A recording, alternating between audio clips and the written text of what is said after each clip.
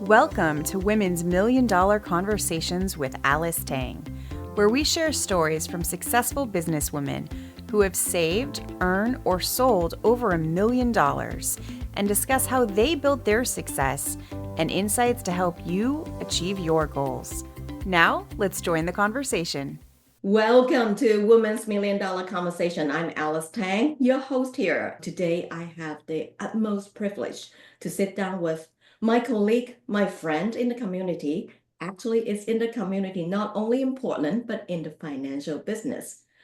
Christy Aleckson is the founder and president of Single Point Financial. She has 2 to 3 decades. I'm going to not share her age of experience. She will share with you. She has done a lot in helping her clients to maneuver through the maze of retirement. She also got a lot of passion to build a community, especially for women and for Portland. So here I am welcoming my good friend, Christy Aleckson. Christy, would you share a few words with us about what you do? Thank you, Alice. It's so awesome to be here with you. So I've been in this business. I like to say I started when I was 12. I did not, but this is year 29. It'll be 29. That is a little jarring when you say it out loud. So I own Single Point Financial Advisors, and we're in Beaverton, Oregon, exciting, thriving metropolis that we are out here. And I do both investment management and financial planning, as well as behavioral financial advice. So helping people to align their values with their money. And behavior, as you know, is a bigger impact on people's finances than stock market returns. So we really want to help people to get out of their own way and align what they're doing to get to where they want to be in their future. Beautiful, beautiful. I love it because it's really your mind. If you think you can, you can. That's exactly the Absolutely. purpose of Women's Million Dollar Conversation. When I did some research, only 10% of a household cross $1 million a few years back. Maybe the market has helped us a little bit. There are a few more. Yeah. My heart go to our women, whether we both know them or not. If only 10% of the American household cross $1 million. What happened to our women who sacrifice sometimes to make sure they take care of the younger ones or their elderly? And they always have like maybe 70 to 80 cents of a dollar of earning when they work. And of course, it doesn't include Alice and Christy. That's why we're here to share the message. So what is important about money? For me, it's freedom and legacy, impact. The freedom part is when you have money available to you, you have choices. So if you aren't happy in a job or have always wanted to go to Tahiti, I haven't done it yet, or want to help a friend or a family member, you have that option. You have the opportunity to do things when you have money in your universe. And then the impact piece and legacy, those go hand in hand to me. I love to give back to my community. I love to support things that matter to me. And when I can go to like a local organization I've been supporting since before I really should have been financially, is Raphael House of Portland, which helps domestic violence victims to find a new path for themselves. And to be able to see a need that they have and have them reach out and be like, we're trying to accomplish this, and be able to support them without thinking like, oh yeah, the ability to do that, that impact is really important to me. So it feeds into the legacy of being able to leave the world a little bit better. I just so love Christie's answer. Give us the freedom of choices, including extending our legacy beyond our lifetime. What matter most may not happen in this lifetime, but it's really the lives that is being changed and how they pass their mindset to the future generations. Wow. So our guests actually who come on board to be interviewed either saved $1 million or have $1 million of net worth, net asset. So Chrissy, share with us which route we want to focus on and also help us to understand your journey to that first million. Yeah. It's funny when I was thinking about this. So last year I bought another advisor's practice as she was having to transition to retirement. And I say having, it was both a choice and not a choice for her. As you know, our broker-dealer sister family merged into one firm last year, and that meant a lot of change. And I felt like this advisor was planning on retiring at the end of this year. And so I bought her practice. And I'm going to say about 4 months after that, I was on a call with my business coach. And we were just talking, and my revenue tracking hadn't been as consistent since that because we had a broker dealer merger and merging on a book of clients. So I was just nonstop working. And he said something. I said, well, my rolling 12-month looks like it's 1.2 million. Oh, cool. And just kept going. That was all the celebrating that I did on that moment. It was just kind of like, oh yeah, yeah, cool. Because there's always more work to do. And I don't say that like a negative. We always get the opportunity to help people. So it was just kind of like, cool, I'll think about that later. So it was kind of a all right moment. But as far as the net worth numbers, there are days when I calculate up and say, ooh, do I have enough that I can retire yet? And I'm not trying to retire. I actually love my work. But there are moments when you're just like, if I sell the business today, and it is a very solid number I could sell my business for. I intentionally have shifted from where I started in the industry to a path where when I do decide I want to sell or have partners buy in and start reducing my ownership of the company, I've been intentionally building that so it will have the best return on my investment of my life. I mean, I've literally given this company my life. So I've been very intentional on making that the highest possible return for me, which means solid client relationships. And then, of course, the way we get paid. That's so good. And a lot of times it's really the choices we made every day, which is Yeah. not noticeable, but over time. Christy, because I've known you for, don't want to expose our age again. Since, we were since we 16. started WIFS, I met Yeah. you right there. So it could have been 18 years, Yeah. 16 years ago. And I still remember you were buying your first practice at the time. And I could not help but really admire the journey that you have taken, what you bought at the time, to now buying another practice last year and get to that $1 million number. Yeah. Yeah, and it's been a journey. And I started my own business. I left the firm that I started with in September of 2007. And it was a challenging, not having the crystal ball of March 2008 happening. I left with like, all right, here I go. I'm going to make this amazing. And the next thing you know, it was not. It was hard. And the small book I had built at that moment in time, the revenue off of that, I mean, the market went down. We make money off of revenue of client accounts and other things, but that's the primary source of revenue. And it was hard. It was 3 years of hard and doing side gigs to keep the car paid for and the mortgage paid and all of the things.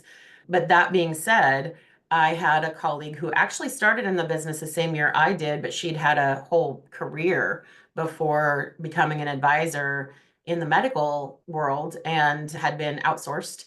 And she said, well, now I'm going to choose what I want to do for the rest of my working life. And so then when she was approaching the time, not age-wise, but just lifestyle-wise, she was ready to not work. And we had that transition and all of these wonderful clients, all of a sudden I got to work with them. It was wonderful. I mean, there's things I would do differently now. Hindsight's always perfect, right? But since then I've had two partial practice purchases and there was reasons why they were partial. And then this last one was a full practice purchase. It is not my growth strategy. It has been a opportunity of the right timing and the right place to have that happen. And I've been very grateful each time it has. That's awesome. Yeah. Well, you actually answer a few of the questions. Oh, well, look at me jumping ahead. Yes, yes, yes. So on your way to your million, think about that. Because you just mentioned million too, so about, right? Yeah. What's the biggest bias you have faced? And how do you overcome that? So when I got licensed, the vice president of the broker dealer I was at that time happened to have a daughter who lived in Oregon.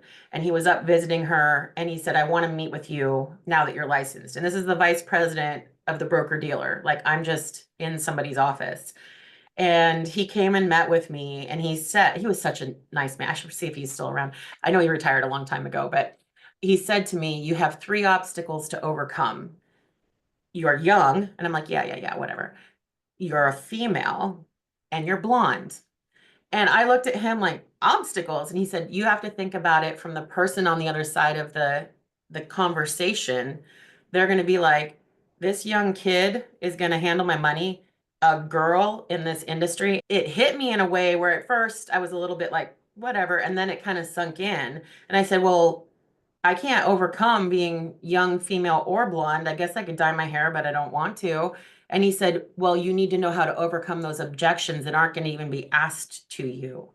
And so when you talk about biases, that's part of the reason that WIFS exists is we're still, depending on which study you look at, 15 to 20% of advisors are women in this industry. 50+% of the US population is women. It's important that we are here and it's important that we keep adding. And I'm not going to stereotype men in this industry. When I was young in my career, there were a lot of men who told me it's about tick marks. How many calls did you make? How many people did you connect with? How many appointments? What's your sales closing ratio? And how long to get to that close? And I thought, that's not how I do this. What about the person? What about developing the relationship? What about making sure I'm the right skill set for them? What if they actually need someone who is really into tax and has tax designations and can help them with that piece where I can only give them advice related to? And it always hit me like, you guys are doing this wrong. Like, this isn't how it should be. And so that was a big disconnect. And so when we go back to what that advice from that vice president was, I actually created I'm going to call it a resume for lack of a better thing, showing all the education I had had, all the people who I had access to give me assistance for complicated cases. So when someone came to me and said, hey, I've inherited this money, there's 18 different things. Can you even handle this? It's like, well, it's my first one with this complexity. But look, I have a whole team of people that I can contact to help me work through this. And they have more experience in my lifetime. Like I haven't even been alive as many years as the experience is on this. And these are people I just get to call and say, hey, help. So that's been the main bias is, I don't want to say it's gender, but being the only woman in a room for the first, I don't even know how many years of my career, that was intimidating. It was hard to walk in and be like, oh, I am the youngest and only female here. Wow. Okay.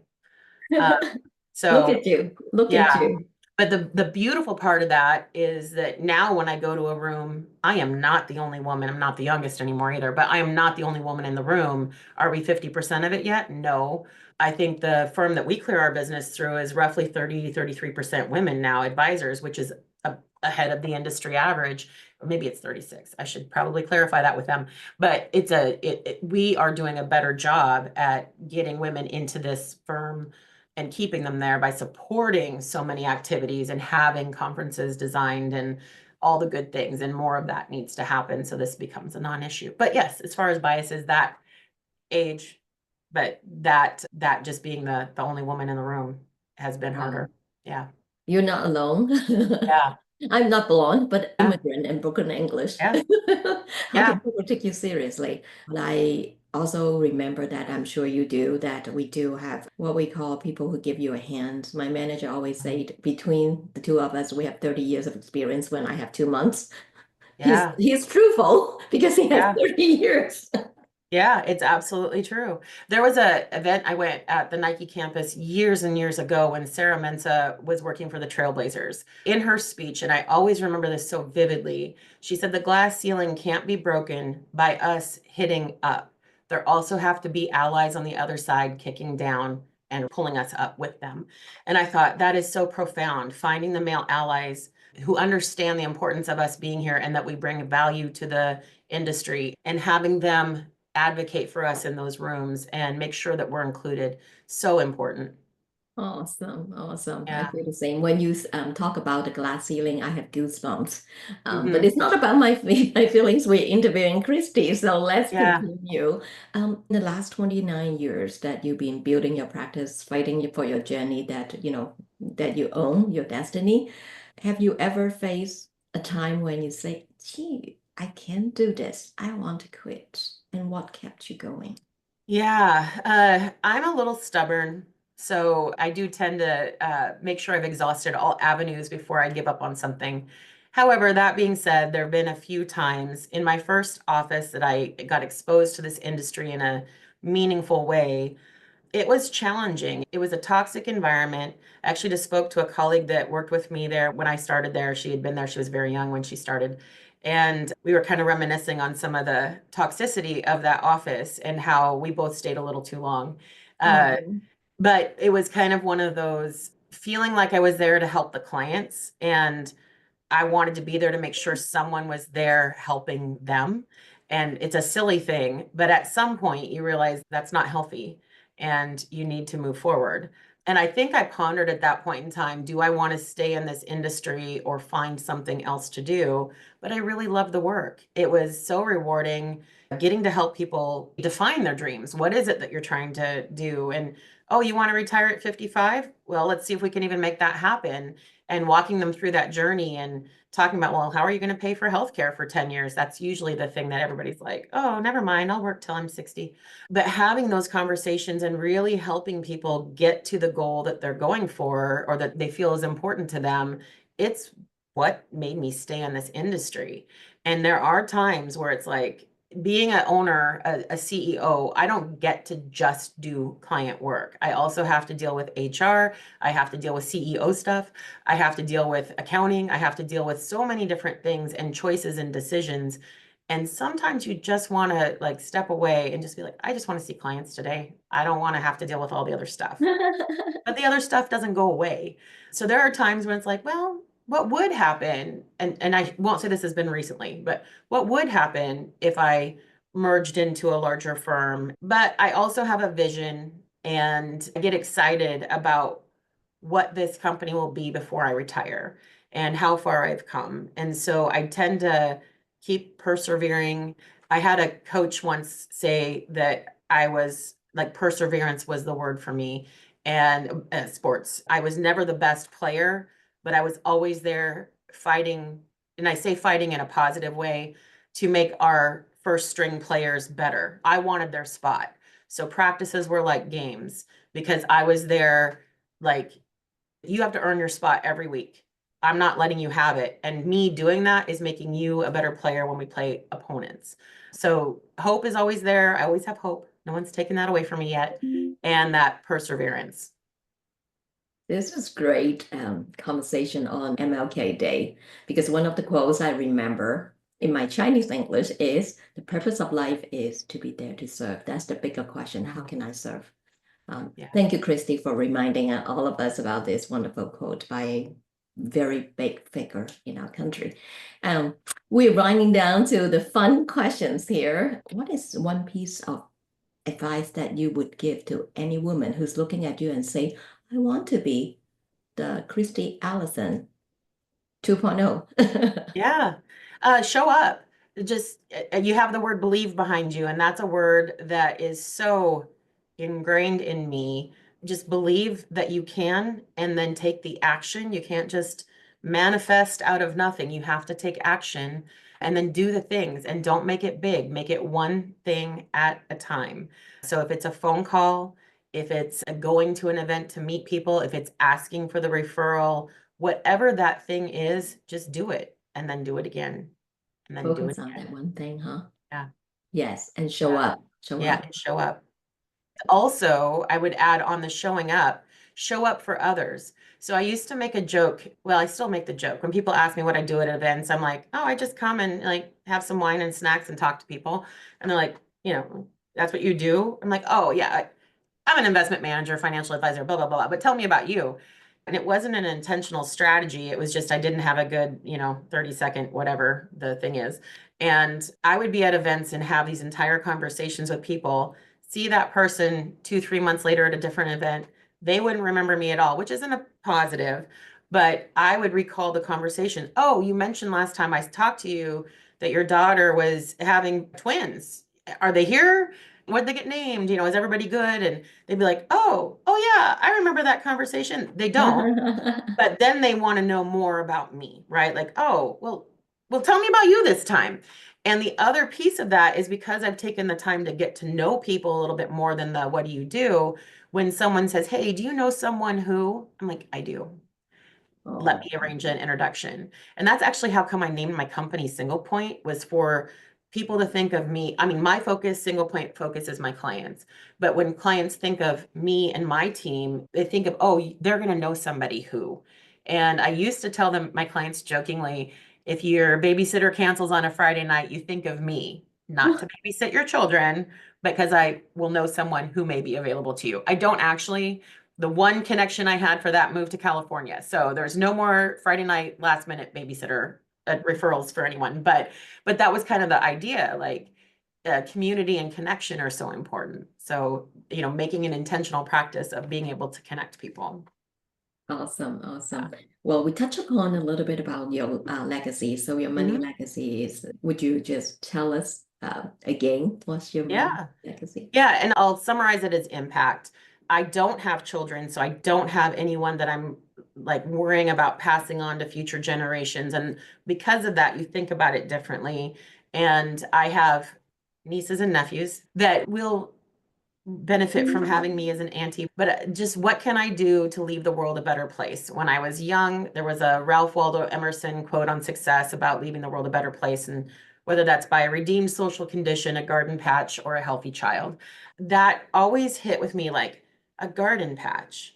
Wow, you can leave the world better in so many ways. It's not about being MLK and giving that huge sacrifice so publicly. It is every little thing that we do. And so for me, that's that legacy. And if I have the ability financially to leave a legacy that's even more impactful, awesome. That's the goal. You are an awesome advocate. You always watch the people in front line and give them the best so that they could be the best.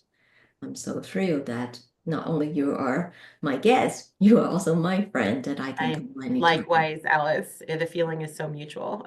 Yes. What are you grateful for today?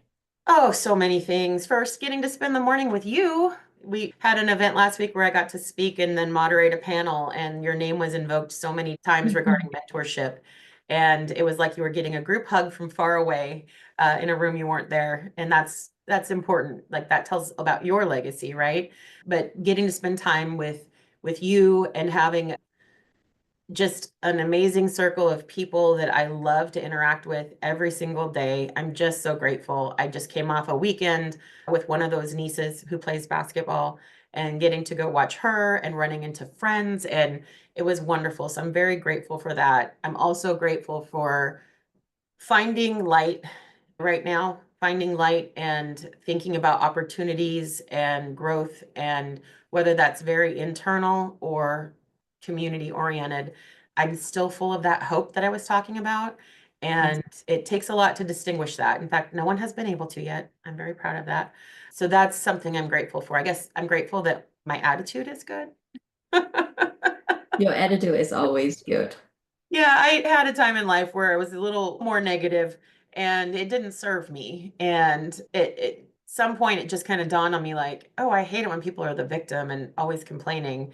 And someone had said, oh, things that bother us tend to be reflections of things that we do. And I thought about that and I was like, wait, I had coffee, whatever the thing was, with a friend, and I complained the whole time. Oh, I'm that person. And this was in my late 20s.